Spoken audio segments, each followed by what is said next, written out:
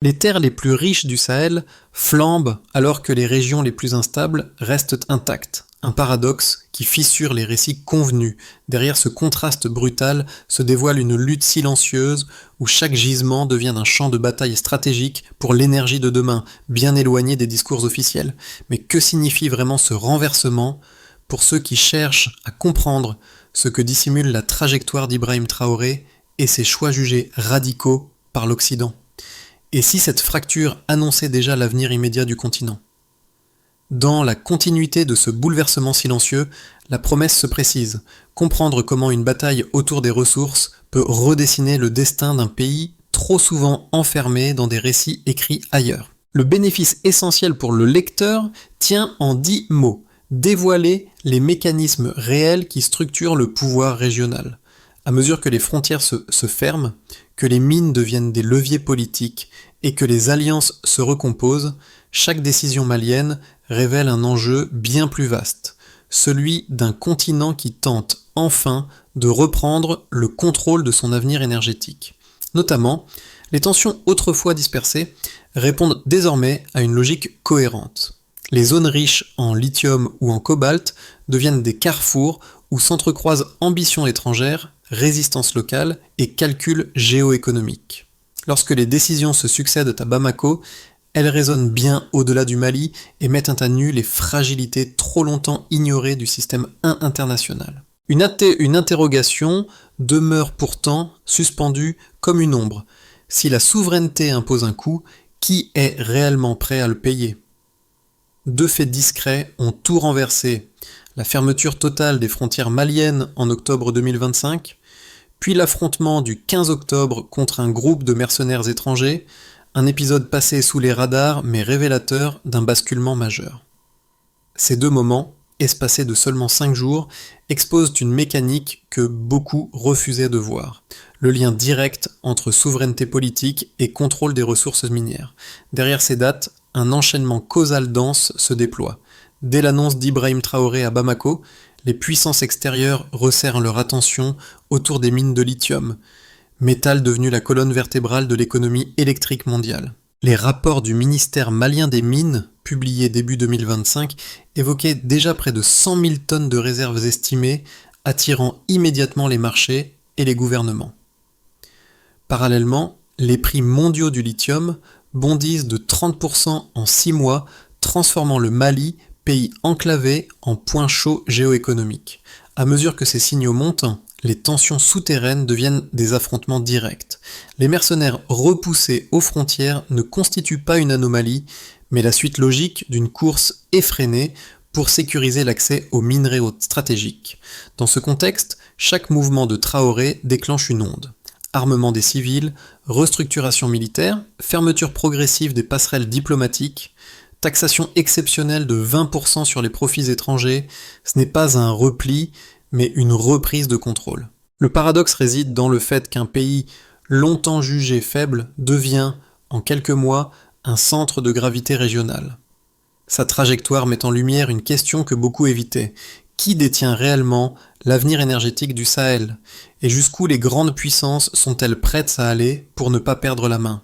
Au centre de cette transformation se trouve un personnage qui sert de boussole, un capitaine devenu symbole dont les décisions tracent la ligne de fracture entre dépendance et souveraineté.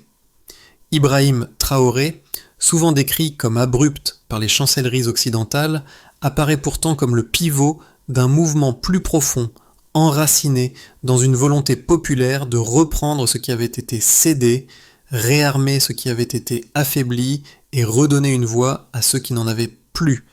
Dans les villages proches des zones minières, l'impact est immédiat.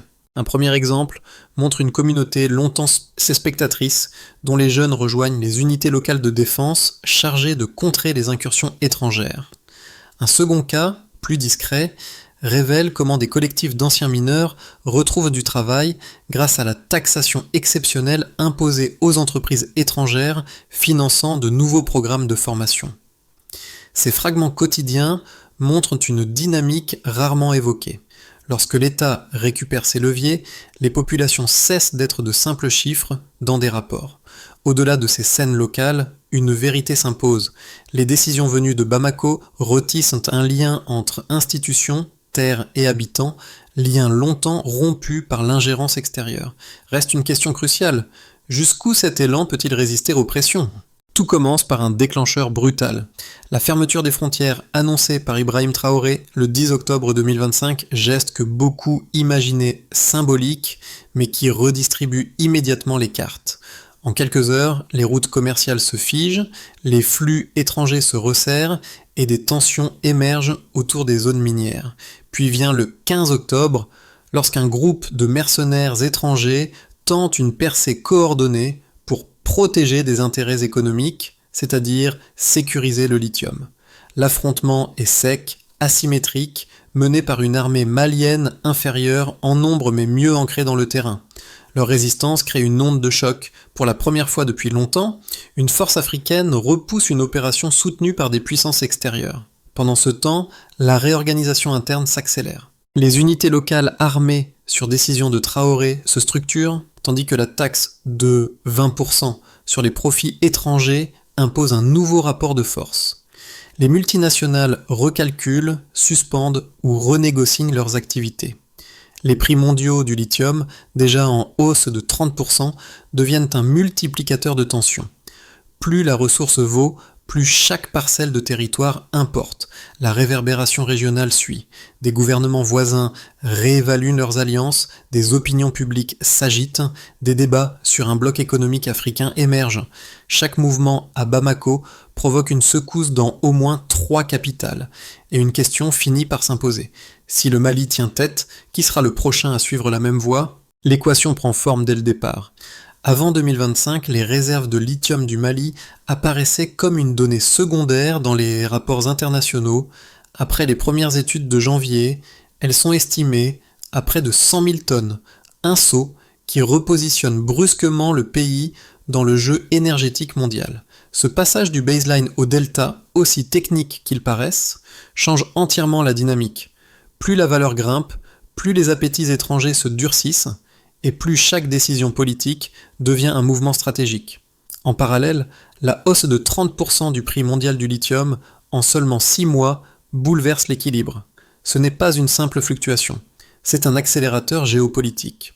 Cette augmentation transforme chaque mine en actif stratégique, alimentant la pression diplomatique et les tentatives d'influence. Le Mali, qui n'était qu'un point discret sur la carte, devient soudain un centre de gravité convoité. S'ajoute ensuite la taxe exceptionnelle de 20% imposée en avril 2025 sur les profits des entreprises étrangères. Sur le papier, c'est une mesure fiscale. Dans la réalité, c'est une rupture.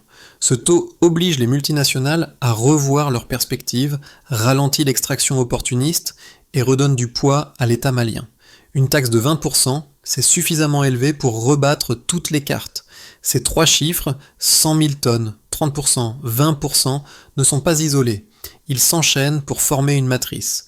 Les réserves alimentent la valeur. La valeur amplifie la pression. La taxe impose un filtre qui redistribue le rapport de force. Ce n'est plus seulement un dossier minier, c'est une architecture de souveraineté. À cette dynamique s'ajoute un autre indicateur crucial. Près de 60% des Maliens soutiennent la fermeture des frontières. Ce pourcentage n'est pas un simple sondage, c'est un signal de cohésion interne, un rempart politique contre les pressions extérieures. Dans cette configuration, la figure d'Ibrahim Traoré devient l'axe stabilisateur. Il ne s'agit pas d'un héroïsme individuel, mais d'un rôle structurel.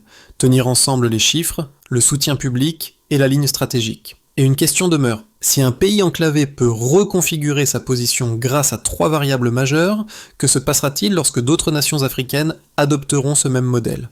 2 visions s'opposent. La première, portée par les partisans d'Ibrahim Traoré, affirme que la fermeture des frontières et la reprise en main des ressources étaient impératives pour mettre fin à des décennies d'exploitation étrangère. Pour eux, sans contrôle strict, les réserves stratégiques auraient continué à profiter davantage aux multinationales qu'au peuple malien. La seconde, plus critique, voit dans cette stratégie un risque d'isolement. Selon ces observateurs, un pays enclavé comme le Mali ne peut se permettre de rompre brutalement avec ses partenaires traditionnels. Ils craignent qu'une militarisation accrue et une confrontation directe avec l'Occident entraînent une fragilité structurelle, notamment sur l'accès au commerce extérieur. Pourtant, les faits tranchent différemment. Le soutien national, près de 60% des citoyens, montre qu'il ne s'agit pas d'un caprice politique, mais d'un choix collectif. La taxe de 20% prouve que le Mali n'a pas cherché l'isolement, mais la rééquilibration. Et l'explosion du prix du lithium, plus 30%, rappelle que les demi-mesures ne suffisent plus dans un marché aussi stratégique. En parallèle, plusieurs pays du Sahel observent et réévaluent leur propre modèle. L'élan malien, loin d'annoncer un enfermement, ouvre plutôt une brèche que d'autres pourraient emprunter. Dès lors, une question s'impose. Si un modèle souverainiste fonctionne dans un pays aussi vulnérable, combien de temps avant qu'il ne s'étende à toute la région ? Frontières fermées, ordre renversé. Ce basculement, longtemps minimisé, dévoile une dynamique profonde. Lorsque le Mali consolide ses leviers internes et verrouille l'accès à ses ressources, l'ensemble du Sahel se retrouve entraîné dans une recomposition inattendue. Les décisions d'Ibrahim Traoré deviennent le prisme par lequel s'explique un continent en quête d'autonomie. Un détail passé sous silence modifie tout, la création du fonds souverain annoncé le 15 août 2025. Alimenté directement par les revenus miniers, ce mécanisme garantit que la valeur reste dans le pays et qu'elle finance des projets structurels. Mais surtout, il crée un précédent redouté, celui d'une Afrique capable de contrôler sa richesse au lieu de la laisser s'évaporer. L'appel à former un bloc économique africain renforce cette dynamique, un espace où les pays du Sahel négocieraient collectivement avec les grandes puissances. Si ce cadre se met en place, les rapports de force historiques s'en trouvent bouleversés. Alors une interrogation prend forme. Si un pays enclavé parvient à inverser la logique mondiale, que se passera-t-il lorsque plusieurs nations synchroniseront leurs leviers ?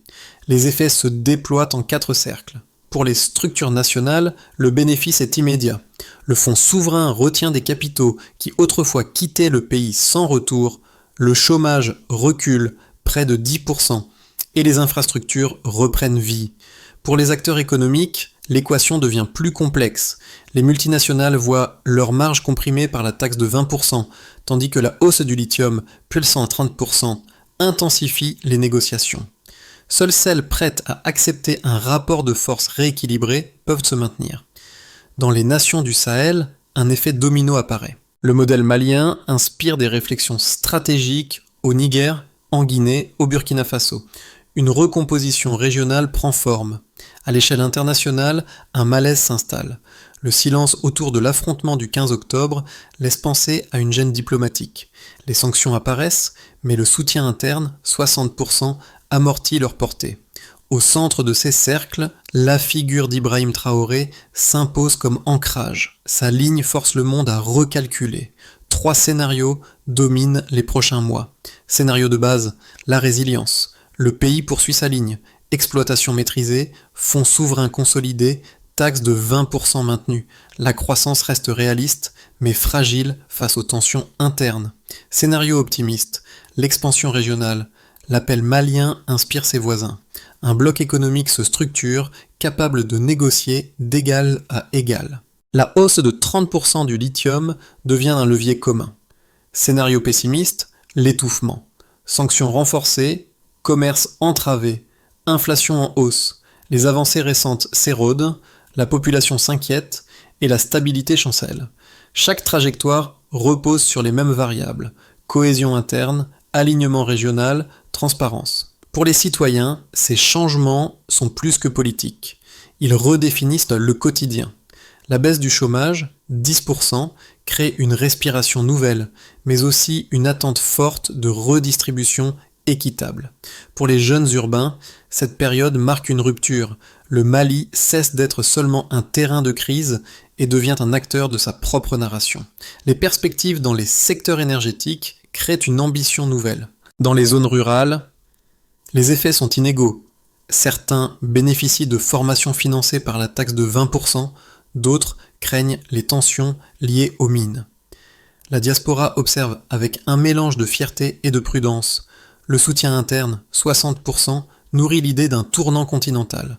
Pour rendre durable la souveraineté malienne, 5 axes se dessinent. Renforcement des capacités locales. Développer l'expertise interne pour valoriser les 100 000 tonnes de lithium. Diversification économique. Réduire la dépendance aux fluctuations, comme la hausse de 30% du marché. Diplomatie africaine renforcée. Constituer un front régional pour amortir les sanctions. Modernisation des infrastructures. Utiliser le fonds souverain actif depuis le 15 août 2025 pour stabiliser l'électricité, les transports et les services essentiels. Participation citoyenne. Instaurer transparence et contrôle public pour maintenir le soutien de 60% qui stabilise les réformes. Dans les villages proches des mines, des signes concrets apparaissent. Routes réparées, réseaux rétablis, centres de formation ouverts. Ces avancées, modestes mais visibles, rappellent les premiers pas d'un pays qui refuse désormais de subir. La figure d'Ibrahim Traoré demeure en arrière-plan comme une silhouette symbolisant une décision collective, reprendre la maîtrise de son avenir. Les souvenirs du 10 et du 15 octobre 2025 reviennent dans les conversations.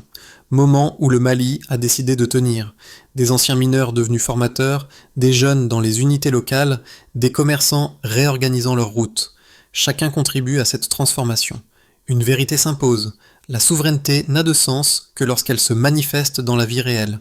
Une conclusion soufflée comme un principe, la dignité ne s'attend pas, elle se conquiert. À mesure que ce récit franchit les frontières africaines, il cesse d'être un simple dossier politique. Il devient une invitation à repenser les rapports de force mondiaux. Si le Mali ouvre cette voie, d'autres peuples peuvent réclamer le même droit, celui de décider eux-mêmes de leur destin. En changeant de perspective, une dimension sociale émerge. Chaque partage, chaque discussion, chaque remise en question contribue à un mouvement collectif. Parler de cette histoire, c'est déjà y participer. Et une dernière question, simple mais immense, demeure. Dans un monde où le contrôle des ressources redéfinit la justice, quelle place choisirez-vous d'occuper ?